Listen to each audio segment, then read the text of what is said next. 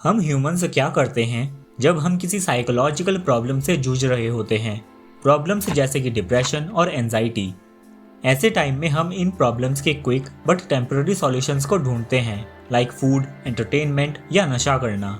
और अगर इनमें से कोई तरीका काम नहीं करता है तो हम डॉक्टर से प्रेस्क्रिप्शन लेने भी चले जाते हैं। लेकिन जैसे कि पहले हमने बात की है, ये सब इन प्रॉब्लम्स के टेम्पररी सॉल्यूशंस ही होते हैं जो इन सिम्टम्स को कुछ हद तक ही कम कर सकते हैं और बाद में ये प्रॉब्लम्स हमारी लाइफ में फिर से आ जाती है। लकीली ऐसे भी कुछ सॉल्यूशंस हैं जिनकी हेल्प से हम खुद को बेहतर कर सकते हैं।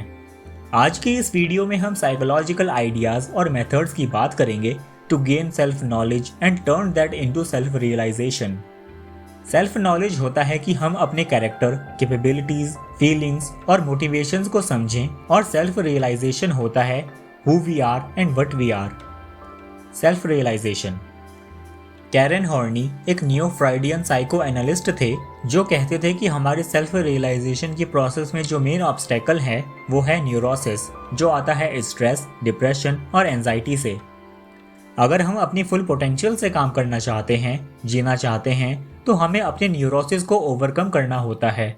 और स्ट्रेस, डिप्रेशन और एंजाइटी को ओवरकम करने का पहला स्टेप है ये मानना कि हमें ये प्रॉब्लम्स भी हैं।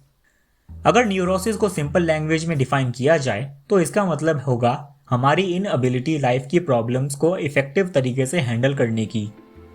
हॉर्ने के अकॉर्डिंग न्यूरोसिस की स्टेज में हम दुनिया को और खुद को एक डिस्टॉर्टेड वे में देखते हैं, जिसकी वजह से हम एक बेचैनी सी फील करते हैं और अपनी लाइफ को खुलकर नहीं जी पाते।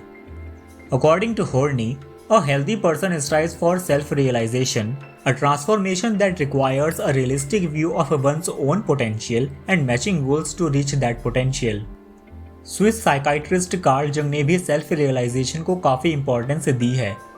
सेल्फ रियलाइजेशन की प्रोसेस को उन्होंने इंडिविडुएशन भी कहा है और वो ये मानते थे कि यही हमारी लाइफ का मेन गोल भी होता है। How we become neurotic. लेकिन एक न्यूरोटिक पर्सन कंपल्जन और इनइफेक्टिव कोपिंग मैकेनिज्म्स से इतना घिरा हुआ होता है कि वो ट्रू सेल्फ रियलाइजेशन को अचीव नहीं कर पाता।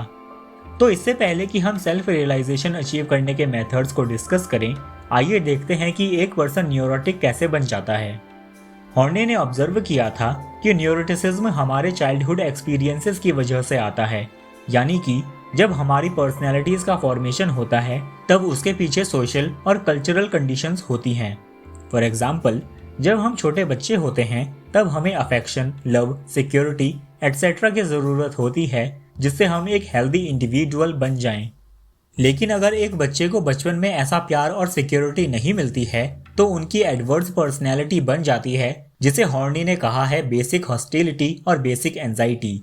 ये कंडीशंस आगे चलकर उस इंडिविजुअल की डेली लाइफ को डोमिनेट करती है। ऐसी नेगेटिव सिचुएशंस से डील करने के लिए हम अलग अलग तरीके ढूंढ लेते हैं जिन्हें कोपिंग मैकेनिज्म्स कहा जाता है। आइए कुछ नेगेटिव कोपिंग मैकेनिज्म्स के बारे में बात करते हैं जिन्हें न्यूरोटिक नीड्स भी कहा जाता है। अपने लाइफ टाइम में हम लोगों से डील करने के लिए कुछ कोपिंग मैकेनिज्म्स क्रिएट कर लेते हैं और ये कोपिंग मैकेनिज्म्स 3 टाइप के होते हैं। नंबर 1, हम कुछ लोगों के करीब आ जाते हैं। नंबर 2, हम कुछ लोगों से दूर हो जाते हैं। एंड नंबर 3, हम कुछ लोगों को गलत ठहराने लग जाते हैं। ये मैकेनिज्म्स होना बहुत नॉर्मल सी बात है और हम सभी अपनी लाइफ में कुछ हद तक इनका यूज़ करते ही हैं।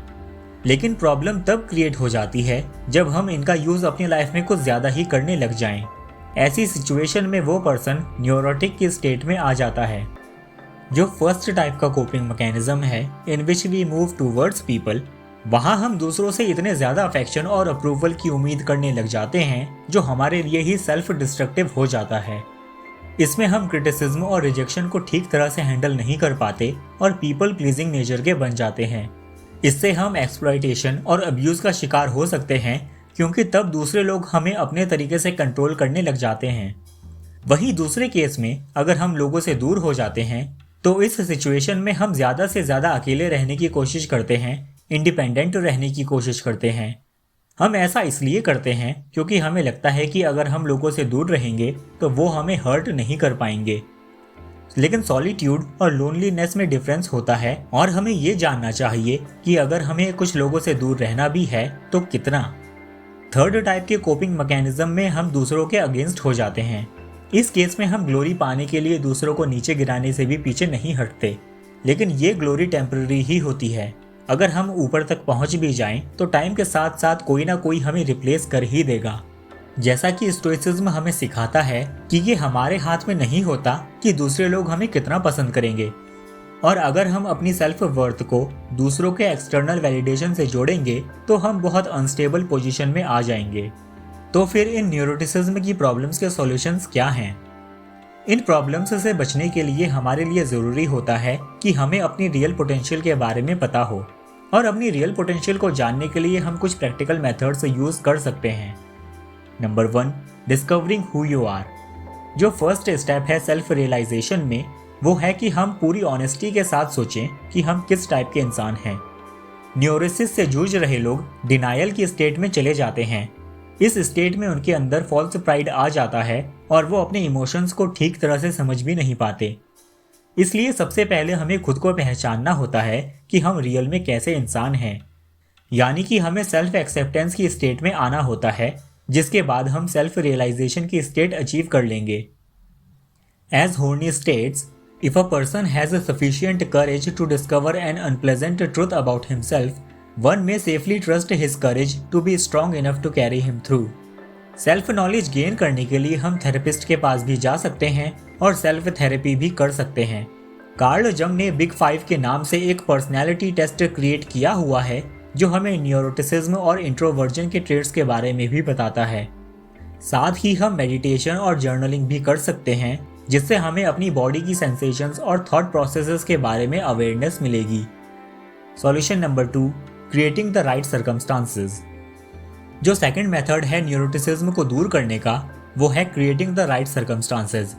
जब हमने अपने ट्रू सेल्फ के बारे में सफिशिएंट नॉलेज गेन कर ली है, तब हम अपनी पर्सनल ग्रोथ के लिए राइट सर्कमस्टांसेस क्रिएट कर सकते हैं। अकॉर्डिंग टू एंशिएंट स्टोइक्स, हम एंड गोल यूडाइमोनिया यानी कि फ्लरिशिंग तभी अचीव कर सकते हैं जब हम नेचर के साथ हार्मनी में रहें।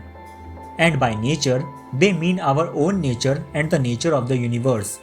इसका मतलब है कि एक इंट्रोवर्ट और ऑब्जर्वर टाइप वाली पर्सनैलिटी वाला इंसान खुद को सॉलिट्यूड में अकेले में फ्लरिश कर सकता है, वहीं एक एक्सट्रोवर्ट खुद को सोशल एनवायरनमेंट में फ्लरिश कर सकता है। Solution number 3, aim for the right things. Lastly, जो थर्ड मेथड है न्यूरोटिसिज्म को ओवरकम करने का, वो है aiming for the right things. Taoist के पॉइंट ऑफ व्यू से बात करें तो हमें लाइफ में नदी के पानी के साथ बहना होता है, या दूसरे शब्दों में कहें तो हमें लीस्ट रेजिस्टेंस वाला पाथ चुनना चाहिए जो हमारे नेचर के लिए बेस्ट हो। इसका मतलब ये नहीं है कि हम मीडियोक्रिटी वाला रास्ता चुन लें, बल्कि इसका मतलब है कि जो क्वालिटीज़ और टैलेंट हमारे पास है उन्हीं के साथ हम आगे बढ़ें। हमारे लिए ये आसान होता है कि हम अपनी स्ट्रेंथ्स को और इम्प्रूव करें रेदर देन हम अपने फंडामेंटल नेचर को चेंज कर दें। लेकिन कभी कभी हमारे लिए ये भी ज़रूरी हो जाता है कि हम अपने अंदर कुछ ऐसे ट्रेड्स डेवलप कर लें जो नेचुरली हमारे अंदर नहीं हैं। जैसे अगर कोई इंसान न्यूरोटिकली लोगों से दूर रहता है, हमेशा ही अकेला रहता है, तो वो इंसान कुछ सोशल स्किल्स डेवलप कर सकता है। या फिर जो लोग हमेशा दूसरे लोगों को अपने फ़ायदे के लिए यूज़ करने की कोशिश करते हैं, वो कंपैशन और ह्यूमिलिटी डेवलप करना सीख सकते हैं। ज़िंदगी जीने का कोई एक पर्टिकुलर रास्ता नहीं है जो हम सबके लिए सही हो, बल्कि सेल्फ रियलाइजेशन का एक हिस्सा ये भी है कि हम अपने लिए यूनिक पाथ क्रिएट करें और दूसरों को कॉपी ना करें। हॉर्ने ने कहा है, to find a mountain path all by oneself gives a greater feeling of strength than to take a path that is shown. Self realization का मतलब होता है कि हम अपने फियर्स का सामना करें, अपनी आदतों को चेंज करें, अपने पैटर्न्स ब्रेक करें और अपनी गलतियों से सीखें। हम मीडियोक्रिटी और सिक्योरिटी चूज कर सकते हैं और किसी और के बनाए हुए रास्ते पे चल सकते हैं, लेकिन ये रास्ता हमें कहीं भी लेकर नहीं जाएगा। ये एक सेफ रास्ता तो है, लेकिन इस रास्ते के एंड में हमें सेल्फ हेट्रेड ही मिलेगी। इसलिए कार्ल जंग ने इसे द रोड ऑफ डेथ भी कहा है। कार्ल जंग ने कहा है, there is no guarantee, not for a single moment, that we will not fall into error और stumble into deadly peril. We may think there is a sure road, but that would be the road of death. Then nothing happens any longer, at any rate, not the right things. Anyone who takes the sure road is as good as dead. I hope ये video आपको अच्छा लगा होगा। Thank you for watching and thank you for subscribing.